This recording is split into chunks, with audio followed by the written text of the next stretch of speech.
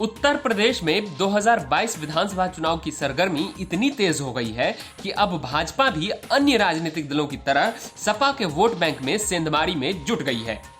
Samajwadi party और Bahujan Samaj party ने जैसे ब्राह्मणों को लुभाने के लिए ब्राह्मण सम्मेलन किया, ठीक उसी तरह भारतीय जनता पार्टी भी पिछड़ा वर्ग सम्मेलन कर रही है। पिछड़ा वर्ग सम्मेलन के अंतर्गत भाजपा ने शुक्रवार को यादव सम्मेलन किया। यादव समाज, जो समाजवादी पार्टी का एक मजबूत पक्ष माना जाता है, उसी वर्ग को तोड़कर भाजपा अपने पाले में लाने में जुटी है। लेकिन जमीनी स्तर पर कौन किसे करेगा वोट, देखिए मुरादाबाद और आजमगढ़ से हमारी ये रिपोर्ट। अच्छा, ये बताइए, आपने कई इलेक्शन देखे होंगे, ठीक है, अब 2022 का इलेक्शन भी आ रहा है, तो आपके मन में क्या चल रहा है उसको लेकर?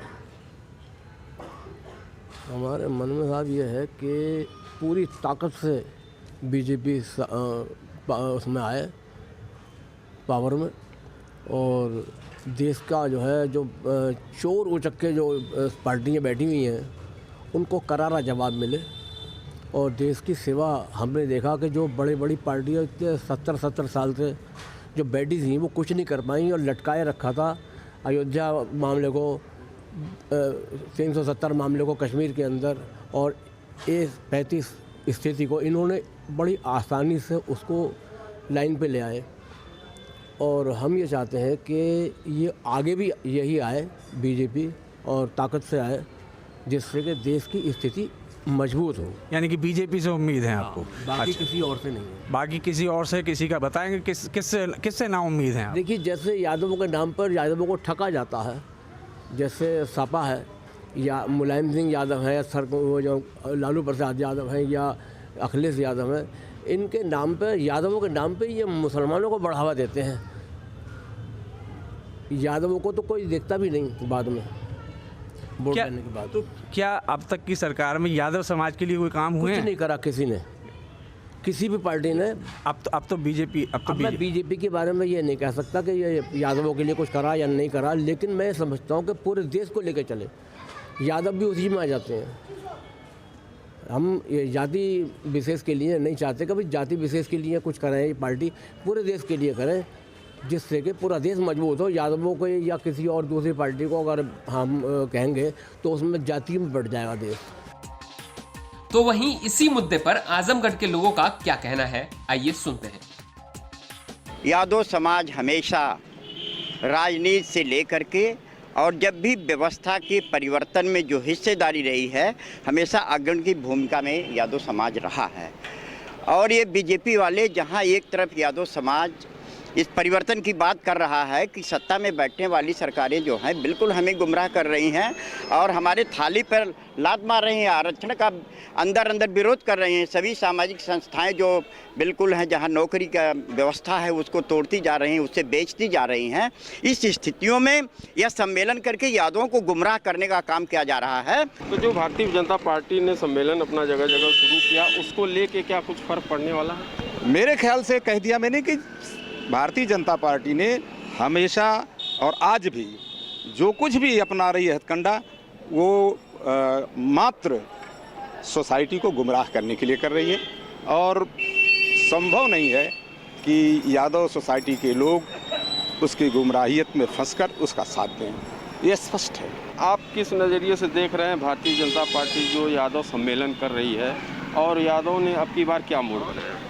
ऐसा है, यादव समाज ऐसा समाज है जो खुद लिख बनाता है और उस पर रास्ता लेकर अपना चलता है, उस पर किसी का, क्योंकि हमारा इतिहास है, हमारे पूर्वजों का इतिहास है कि 8 साल की उम्र में समाज के लिए गोवर्धन को उंगली पर उठा करके समाज और देश की रक्षा किया था, प्राकृतिक आपदा से बचाया था।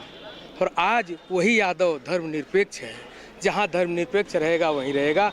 रह गई बात भारतीय जनता पार्टी के, तो उसका कोई मतलब नहीं, ये गुमराह कर रहे हैं। लेकिन एक बात मैं कह के कहूँगा कि आज जो भारतीय जनता पार्टी कर रही है आरक्षण के लिए, ये धरती राम नरेश यादव जो 77 में 15% आरक्षण दिए थे, उस आरक्षण को समाप्त कर रही है। यही राजनाथ सिंह अति पिछड़ा करके बांट दिए, अति पिछड़ा करके बांट दिए। अशोक यादव उसी आरक्षण को लेकर के कोर्ट में खड़े हैं, और चंद्रजीत यादव ने सामाजिक न्याय को खड़ा किया।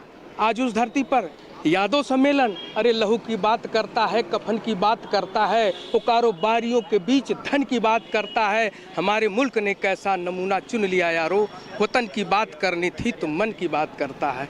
ऐसे देश नहीं चलेगा, इसलिए चलेगा कि हम धर्मनिरपेक्ष हैं। जहां पूरा समाज खड़ा रहेगा हम उसके साथ खड़े रहेंगे, यादव समाज उसके साथ खड़ा रहेगा। क्या कहना चाहेंगे, जो समाजवादी पार्टी का गढ़ आजमगढ़ कहा जाता है, यहाँ पे यादव लोग क्या विचार बनाए?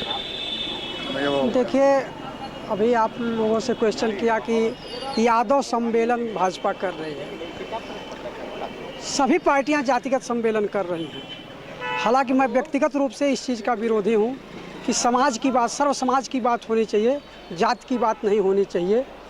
लेकिन अगर यह कहा जाए कि सिर्फ भाजपा कर रही है तो सभी कर रहे हैं। बसपा ने अभी ब्राह्मण सम्मेलन किया, क्षत्रिय सम्मेलन किया, सपा ने भी ब्राह्मण सम्मेलन किया, कांग्रेस भी इस तरह कर रही है। तो उसी कड़ी में भाजपा भी यादव समाज को अपने साथ जोड़ने के लिए यादव समाज सम्मेलन कर रही है। कि जाति के नाम पे लोग पार्टियां बना के राजनीति कर रहे हैं, जो गलत है। समाज की बात हो, कोई पार्टी हो, समाज की बात करे, सर्व समाज की बात करे, जात की बात नहीं होनी चाहिए।